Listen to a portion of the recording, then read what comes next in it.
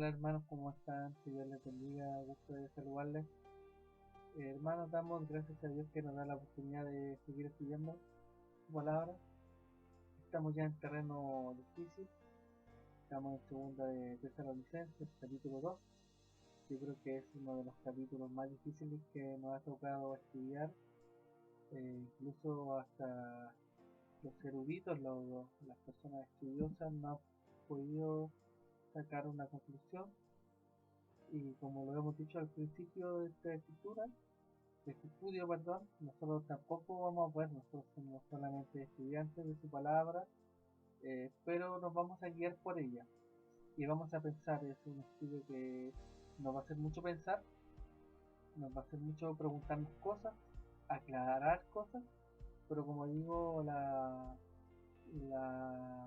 o sea, la razón de este estudio no es para querer inculcarte alguna creencia, sino que solamente la palabra de Dios nos guíe. Ella es la que nos guíe, la que nos ilumine, que Dios nos ayude en este estudio. Y bueno, vamos a orar.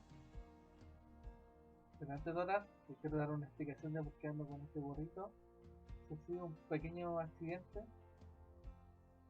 y no puedo estar sin el pañuelo, pero espero que no sea ni comodidad para ti, pero para que sepas, no lo traigo por moda, sino por un pequeño accidente que tuve.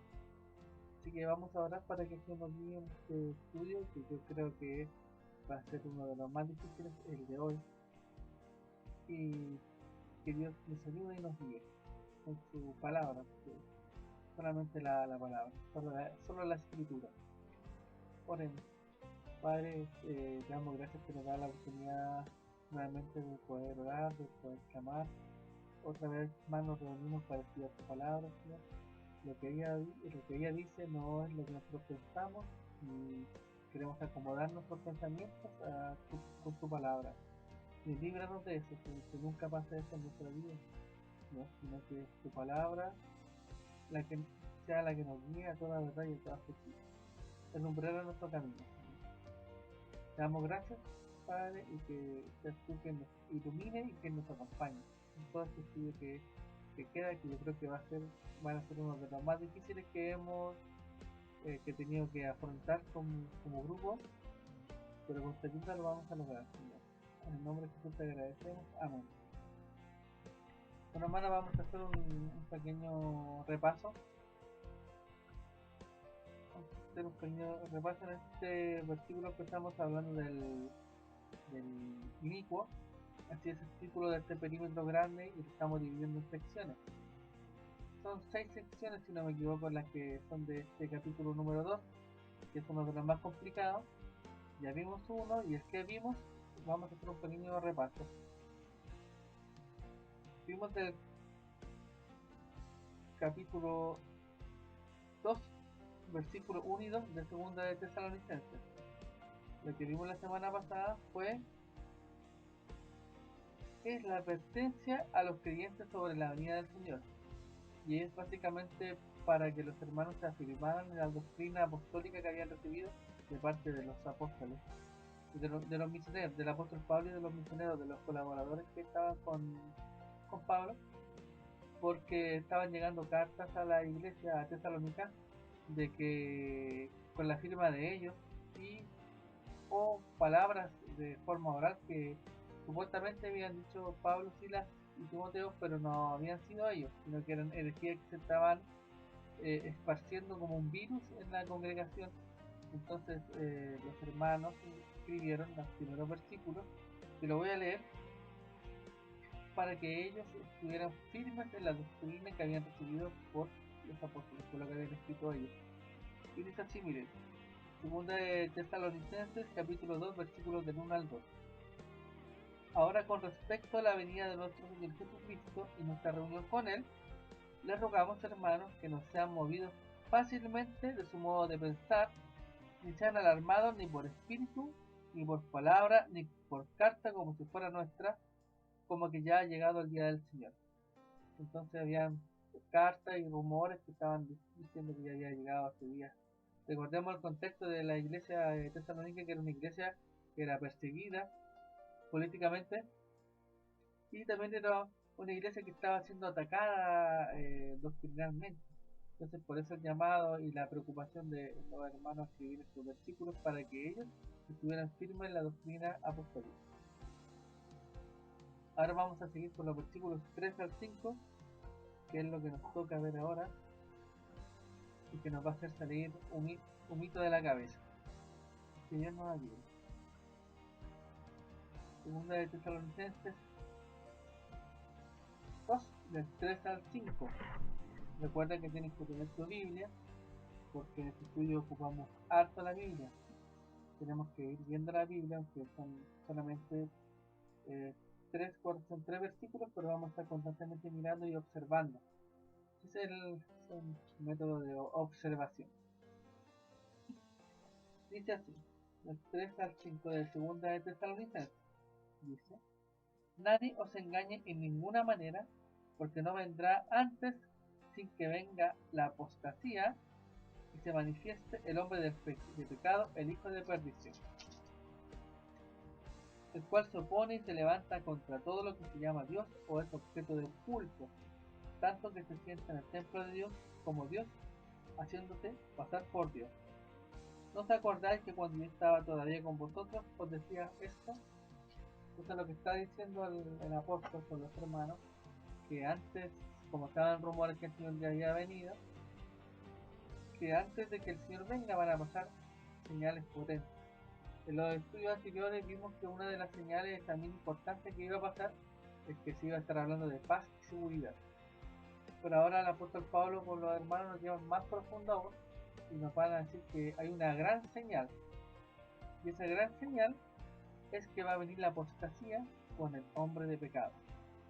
Lo voy a leer nuevamente. Mire, dice así: nadie os engañe en ninguna manera, porque no vendrá sin que antes venga la apostasía y se manifieste el hombre de pecado, el hijo de perdición, el cual se opone y se levanta contra todo lo que se llama Dios o es objeto de culto, tanto que se sienta en el templo de Dios como Dios, haciéndose pasar por Dios. ¿No os acordáis que cuando yo estaba todavía con vosotros os decía esto? A ver. Ay, hermanos, que Dios nos ayude.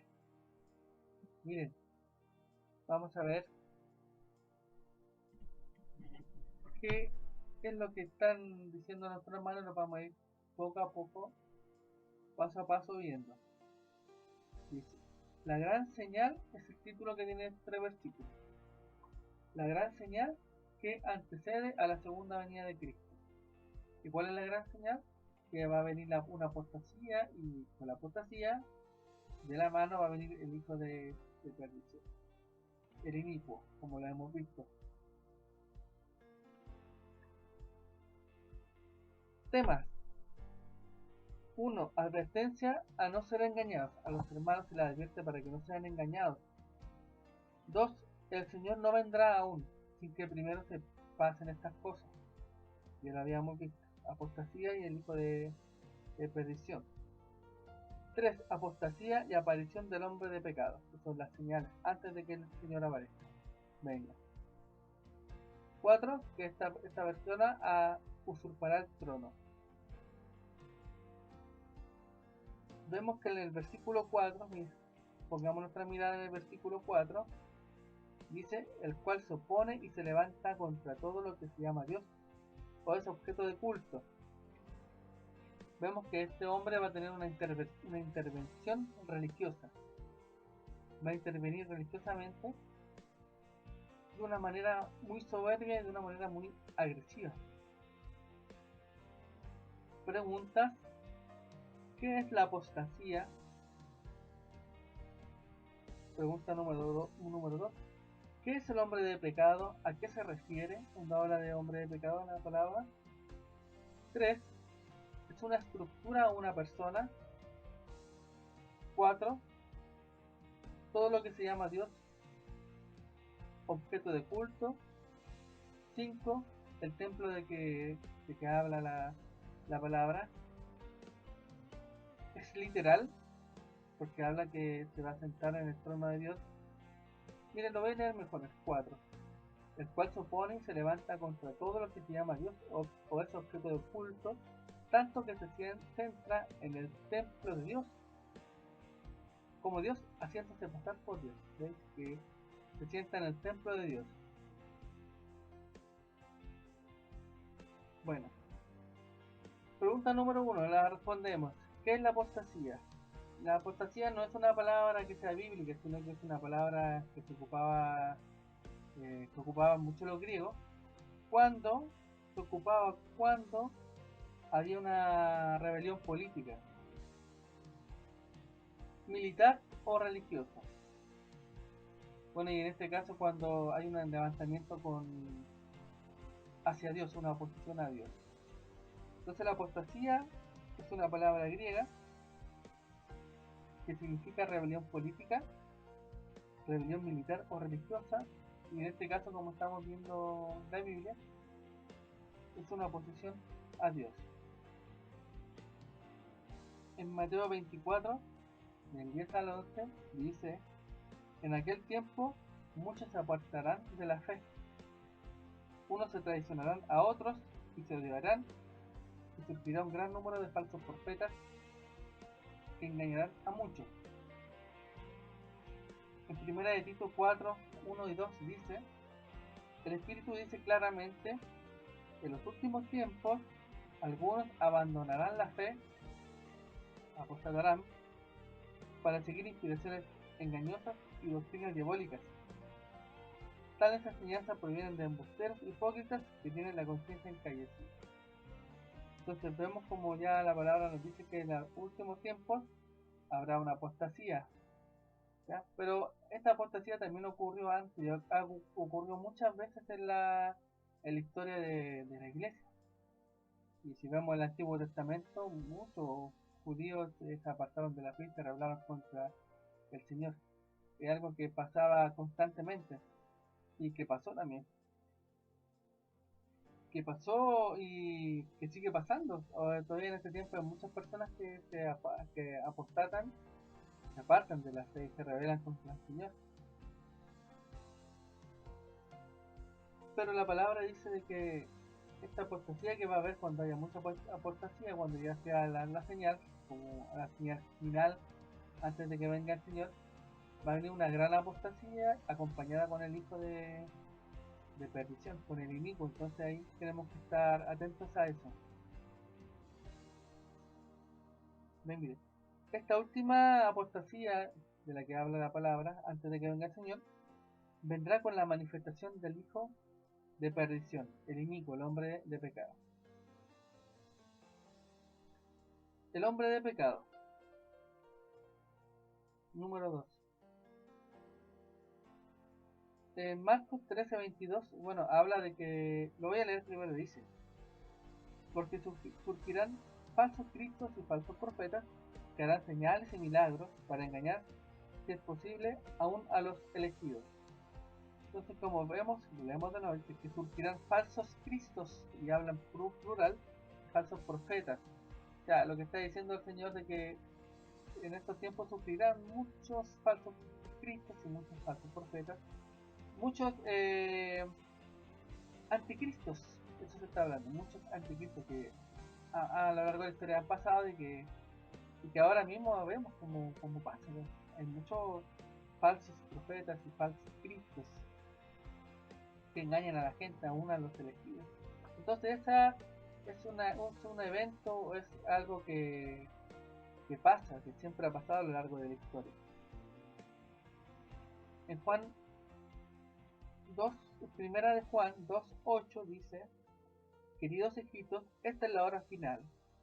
Así como oísteis que el anticristo vendría, muchos anticristos son los que han surgido ya. Está hablando de que ya han pasado a lo largo de la historia muchos anticristos. Por eso nos damos cuenta de que esta es la hora final. Amén. Bueno, uno de los anticristos bien famosos que surgieron en la antigüedad, hablando de, por ejemplo, Nabucodonosor, y uno de los, bueno, Nerón, Darío, si no me equivoco, también era uno de ellos, pero uno de los más famosos y que hizo cosas terribles en el templo, que está registrado en el libro de los Macabeos. El libro de los Macabeos es un libro que no está en la Biblia que ocupamos nosotros, porque es un libro apócrifo, no es inspirado por el Señor, es más bien un libro histórico. En ese libro de Malaquías habla todo lo que hizo este hombre Antíoco Epífanes.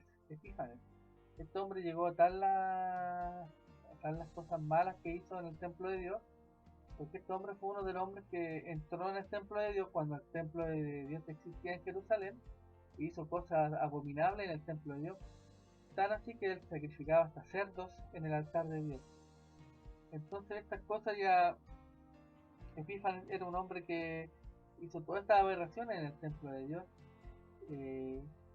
pero él la característica que tenía, y que han tenido todos los anticristos que han pasado, es que este Epífanes Antíoco creía en Zeus, era devoto de Zeus.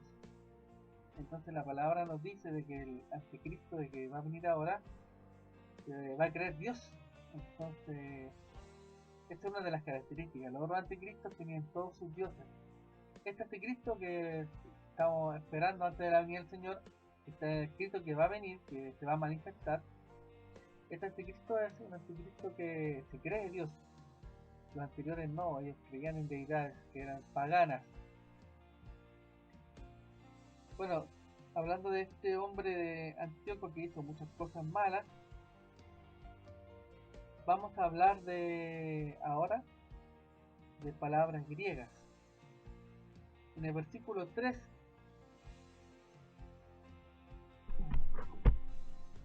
del texto que estamos estudiando, dice, volvamos, porque vamos a ir para adelante y para atrás. O sea, va a ser un estudio un poco largo, así que vas a tener que estar con tu Biblia y atento. Nadie os engañe en ninguna manera, porque no vendrá sin que antes venga la apostasía, y se manifieste el hombre de pecado, el hijo de perdición. Esa palabra manifieste que dice ahí, significa en el griego, porque estamos ahora viendo palabras griegas que son importantes, revelados, que se revele, apocaliptus. Apocaliptus significa esa palabra manifieste. Y esa palabra apocaliptus se refiere al hijo de perdición. Está hablando de eso, el hombre de pecado. Y la misma palabra que se ocupa también para nuestro Señor Jesucristo. Esa palabra manifieste, apocaliptus, también se refiere al Señor. Miren, lo vamos a buscar en 1 de Pedro 1. 1 de Pedro 1, 7. 1 de Pedro 1, 7. 1 de Pedro 1, 7. Dice así: para que sometida a prueba nuestra fe, mucho más preciosa que el oro, el cual, aunque perecedero, se prueba con fuego, sea hallada en alabanza y gloria cuando sea manifestado Cristo. Apocalipsis. Y también en el versículo 13 también aparece esta palabra apocalipsis. Por tanto, ceñid los lomos de vuestro entendimiento, sed sobrios y esperad por completo en la gracia que se os traerá cuando Jesucristo sea manifestado. Apocalipsis. La misma palabra que ocupa en el versículo 3 de 2 de Tesalonicenses, de lo que estamos estudiando. Apocalipsis. Hombre. También concentremos en el versículo 3. Y se manifieste el hombre de pecado. Hombre significa antropos. Antropos se refiere a una persona que puede ser hombre o mujer. Antropos. Pecado. En este caso, cuando habla de pecado, se refiere como a una persona anarquista, una persona que no respeta la ley, que no tiene ley. Se refiere a eso. Y esa palabra pecado significa anomía o anomia. Significa sin ley. Hijo. Huius. Palabra griega. Huius. Que también esta palabra aparece en Judas. Perdón, en Juan, hablando de Judas. Juan 17:12. Juan 17:12. También habla ahí del Juan 17:12. Buscamos.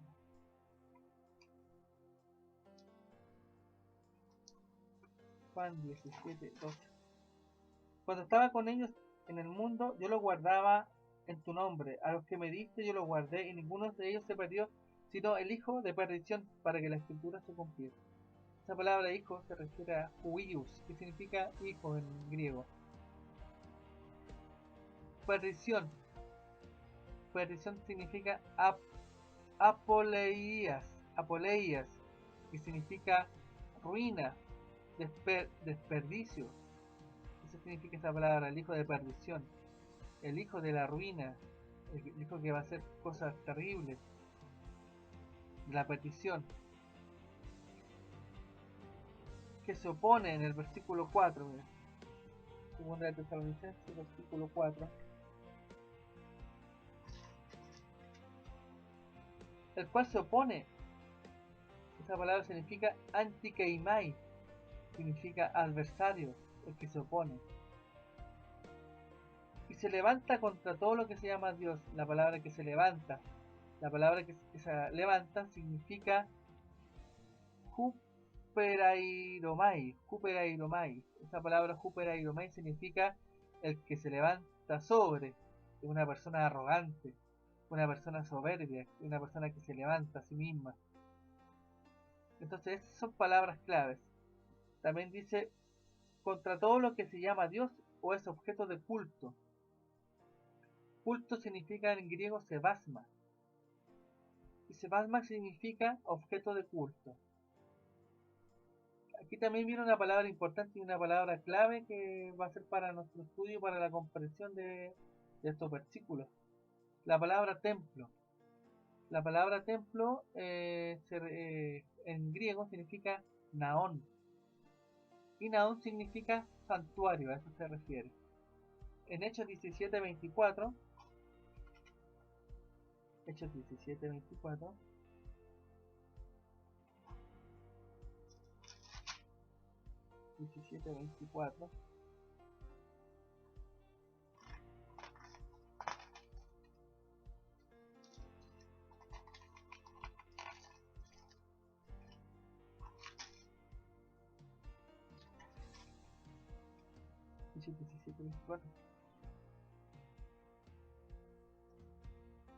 no está en Hechos 17:24.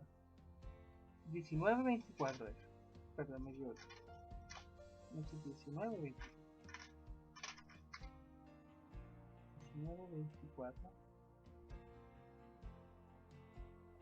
Ahí lo leo. Porque un platero llamado Demetrio, que hacía de plata templecillos de Diana. Este hombre hacía de templecillos de Diana, templos de Diana. Esta palabra significa naón. Naón. En Lucas 1:9, buscámoslo también. Lucas 1:9 también habla de esta palabra naón. Lucas 1:9.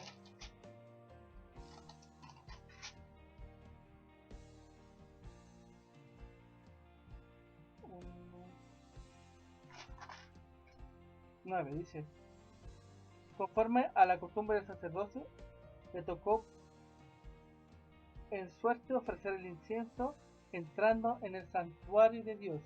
Esta palabra también significa naón. Bueno, en conclusión, hermano, la palabra naón o templo significa santuario, ¿ya? Y eso es lo que habla en este sentido del santuario, del templo de Dios, el templo donde entraba el sacerdote, quemaba el incienso, donde se ofrecían los sacrificios. A ese se refiere, a ese tipo de templo que se usaba en el Antiguo Testamento. La palabra para ese templo es naón. ¿Y por qué es importante esta palabra? Porque dice que el anticristo se va a sentar en el templo de Dios, en el naón de Dios, y se va a hacer pasar por Dios. Entonces es importante esta palabra naón, que vamos a seguir más adelante. Bueno, hermanos, también aquí viene la parte importante que nos va a hacer dudar de esto. La palabra naón en griego, que significa santuario, también se usa en el Nuevo Testamento para referirse a la iglesia de Cristo. Entonces aquí viene lo complicado. Miren, en Efesios 2:1, Efesios 2:21, perdón, dice, Efesios 2:21,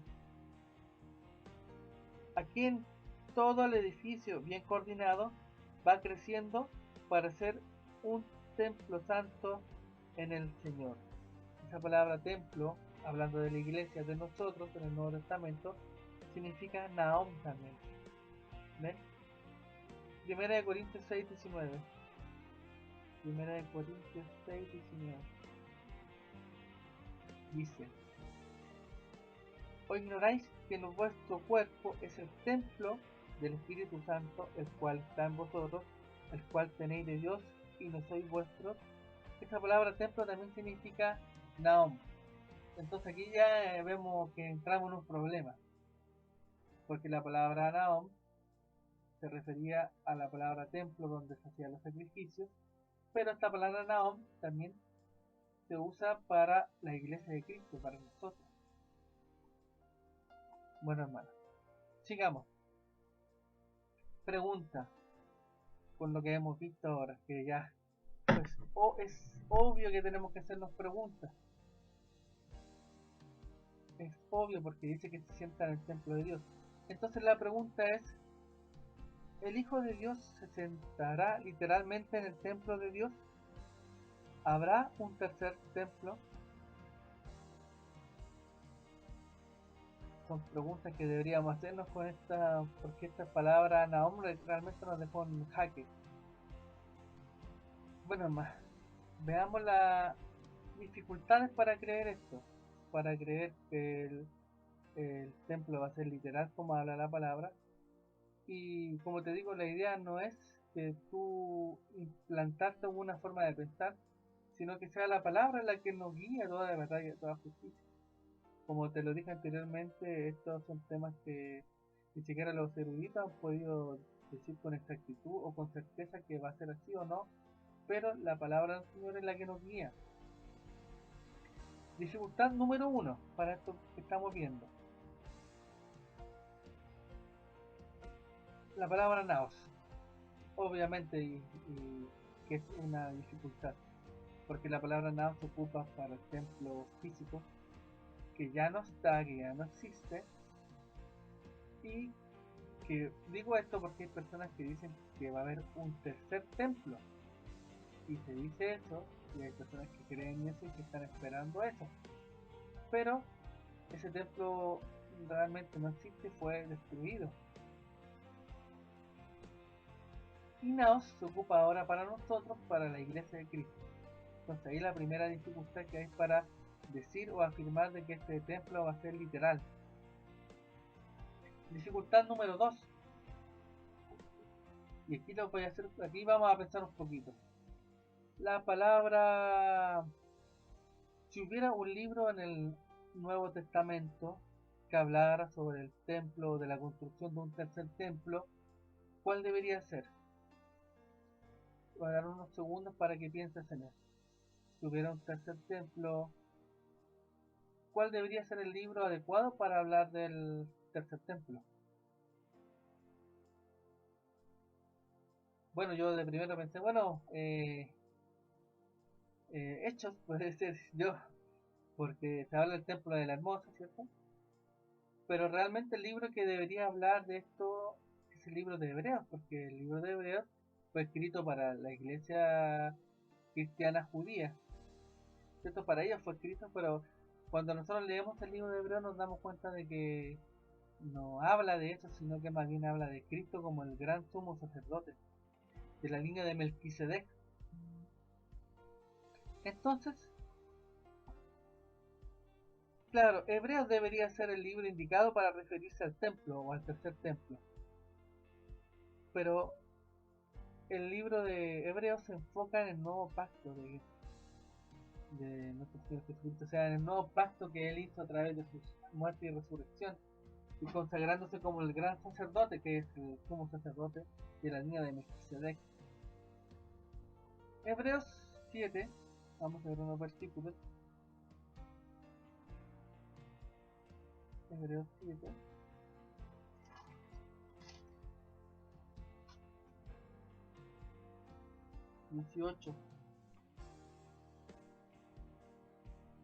Hebreos 7:18 dice, pues queda pues abrogado el mandamiento anterior a causa de su debilidad o su eficacia, hablando del pacto anterior.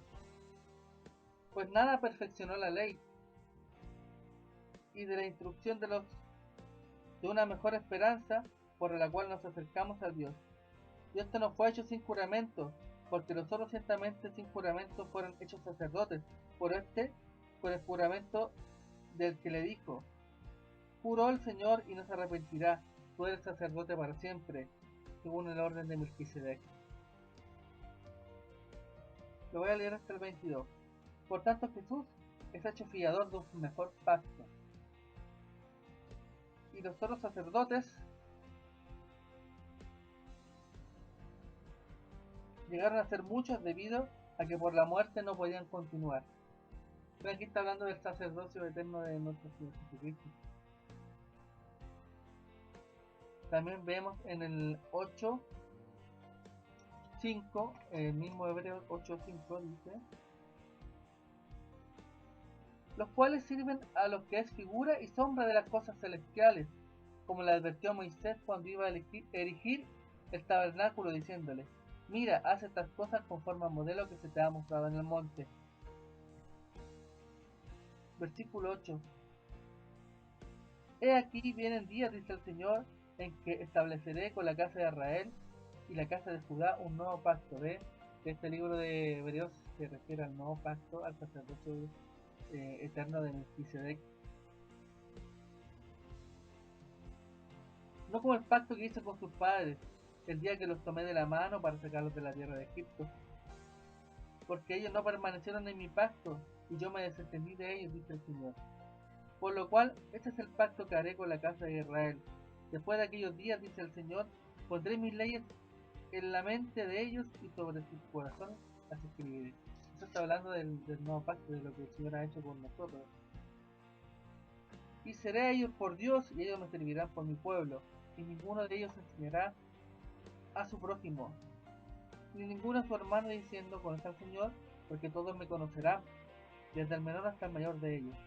Porque seré propicio a sus injusticias, y nunca más me acordaré de sus pecados y de sus iniquidades. Al decir nuevo pacto, ha dado por viejo al primero, y lo que se da por viejo y se envejece está próximo a desaparecer. Ven de lo que está hablando. Es que es interesante porque se supone que si hay un tercer templo, este es el libro, porque este es el libro que va escrito a los judíos, al pueblo judío. Pero en este libro solamente se está hablando del sacerdocio perfecto de nuestro Señor, del sacrificio perfecto, y se está hablando también de que del nuevo pacto, incluso dice acá en el 13 que el pacto viejo se envejece y está próximo a desaparecer. O sea que ya no, ya hay un nuevo pacto, ya hay algo nuevo. Ya no es necesario tener, esto es lo que quería llegar, ya no es necesario tener un templo para hacer sacrificio, porque tenemos un sacerdote eterno. Su sacrificio es perfecto y Él nos perdona de todos nuestros pecados. Y es abogado nuestro hasta el Padre. Por eso, hablar de un tercer templo sería como a retroceder al antiguo pacto. Y aquí mismo en el versículo 13 dice que leamos Hebreos 8:13, dice, al decir nuevo pacto ha dado por viejo al primero. Lo que se da por viejos y se envejece está próximo a desaparecer. Entonces, hacer un nuevo templo y seguir con el tema de los sacrificios y los holocaustos sería retroceder, y va eso en contra de la doctrina apostólica, de la que enseñaban que la salvación es por gracia por medio de Jesucristo.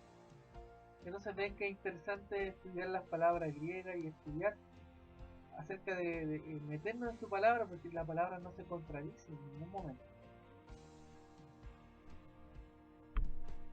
Hebreos 9 del 1, Hebreos 9:1 y después el 8. No, sí, leamos ya el 1, dice: ahora bien, aún el primer pacto tenía ordenanzas de culto y un santuario terrenal. Ese también es clave, esa, el santuario terrenal. Porque el tabernáculo estaba dispuesto así. En la primera parte, llamada el lugar santo, estaba el candelabro, la mesa y los panes de la proporción. Bueno, para resumir esto, el Señor dijo: destruiré este templo y lo restauraré en 3 días. O sea, el Señor que Él era el templo. Bueno, hermanos, 8 y 9 leemos. El mismo, Hebreos 9, 8 y 9 dice: dando el Espíritu Santo a entender con esto que aún no se había manifestado el camino al lugar santísimo, entre tanto que la primera parte del tabernáculo estuviera de pie, lo cual es símbolo para el tiempo presente, según el cual se presentan ofrendas y sacrificios que no pueden hacer perfectos, en cuanto a la conciencia al que practica su culto. Bueno, hermano, parece que me equivoqué en este versículo que anoté, pero es eso, en conclusión es eso. Hacer un tercer templo sería prácticamente retroceder en el pacto y volver de nuevo al antiguo pacto. Otra cosa que también que tenemos que tener en cuenta, de que esta carta de Tesalonicenses fue escrita a un pueblo que no era judío, eso también hay que tenerlo en cuenta, sino que la iglesia de Tesalónica era un pueblo gentil. Entonces tampoco hay una razón para que Pablo quisiera judaizar a los tesalonicenses, porque Pablo estaba en contra de eso, incluso había tenido un problema con Pedro, porque por el tema de judaizar a las personas. Entonces se va en contra de eso. Ahora nosotros tenemos un templo, el Naos, y es templo en nuestro cuerpo. Dios mora en la iglesia, ahí es donde mora el Señor ahora. El Naos de Dios es la congregación cristiana. Ese es el Naos. Recuerden que el Naos significa santuario, templo. Segunda de Corintios 6:16 dice: ¿y qué acuerdo hay entre el templo de Dios y los ídolos? Porque vosotros sois el templo del Dios viviente. Vosotros sois el Naos del Dios viviente. Primera de Corintios 3:16 al 17 dice: ¿no sabéis que sois templo de Dios? ¿No sabéis que sois el Naos de Dios? Y que el Espíritu de Dios mora en vosotros. Efesios 2 del 20 al 22, lo leo, dice: edificado sobre el fundamento de los apóstoles y los profetas, siendo la principal piedra del ángulo Jesucristo mismo, en que todo el edificio, bien coordinado, va creciendo para ser un templo santo en el Señor, en quien vosotros también sois juntamente edificados para morada de Dios en el Espíritu. También este versículo es muy importante para entender cuando el Señor se encontró con la mujer samaritana. Y leamos, le dice. Juan 4 del 20 al 23 dice: nuestros padres adoraron en este monte, y vosotros decís que Jerusalén es el lugar donde se debe adorar. Jesús le dijo: mujer, créeme, que la hora viene cuando ni en este monte ni en Jerusalén adoraréis al Padre. Vosotros adoráis lo que no sabéis, nosotros adoramos lo que sabemos, porque la salvación viene de los judíos. Mas la hora viene, y ahora es, cuando los verdaderos adoradores adorarán al Padre en espíritu y en verdad, porque el Padre tales adoradores busca que la adoren. Ver que el Señor Jesucristo estaba ya diciendo y anticipando el nuevo pacto que se venía. Y que nosotros íbamos a hacer el templo, que ya no era necesario ir a un templo, a un santuario a adorar, porque nosotros podemos adorarlo 24/7. Somos el nao de Dios el templo, somos la iglesia de Cristo. La cuarta dificultad para creer eso, como la dice antigua, un ratito atrás, dice: la carta a los tesalonicenses va dirigida a una comunidad que no era judía, a gentiles, por lo que hablar de un templo judío a ellos sería judaizarlo y no es algo coherente, no va con la doctrina apostólica del nuevo pacto. Y la quinta dificultad sería: volver al templo judío sería un retroceso en la doctrina apostólica, porque la palabra dice que el templo y el tabernáculo eran solo las sombras de lo que Cristo iba a hacer, de lo que es Cristo. Lo leímos, está en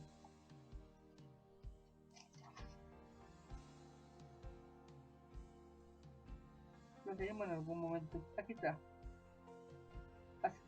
en Hebreos 8, 4 y 5.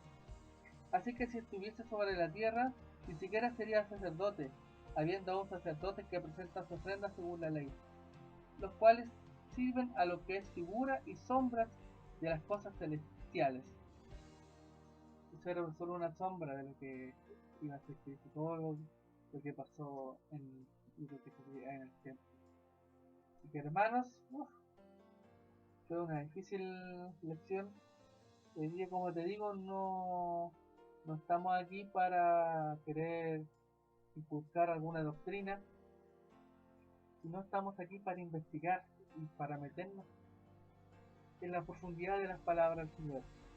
Hemos aprendido, en este versículo 2, del 3 al 5, que es un poco más complicado, hemos aprendido que somos el templo de Dios ahora, como que habla, y un detalle que se me escapó, pero antes de terminar lo voy a decir. Somos el templo del Señor.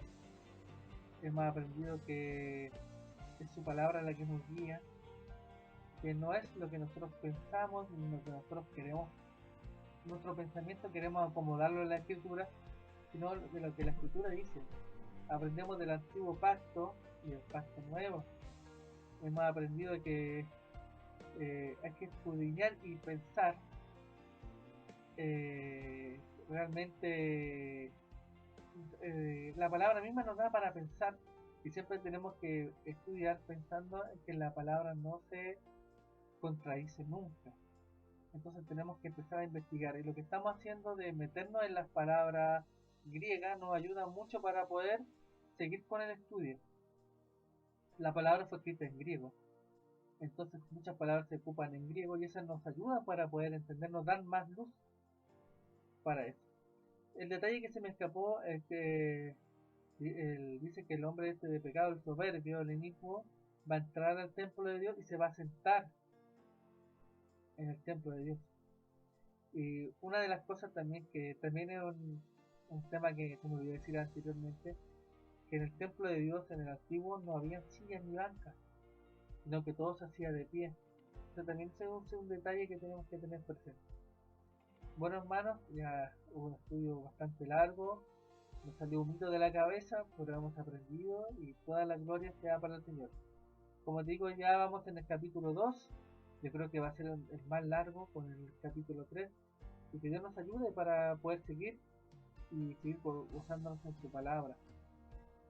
Solo la escritura, solo lo que ella dice, no lo que nosotros estamos. Así que hermanos, que Dios te bendiga y estamos en contacto. Chao, Dios te bendiga, chao, chao.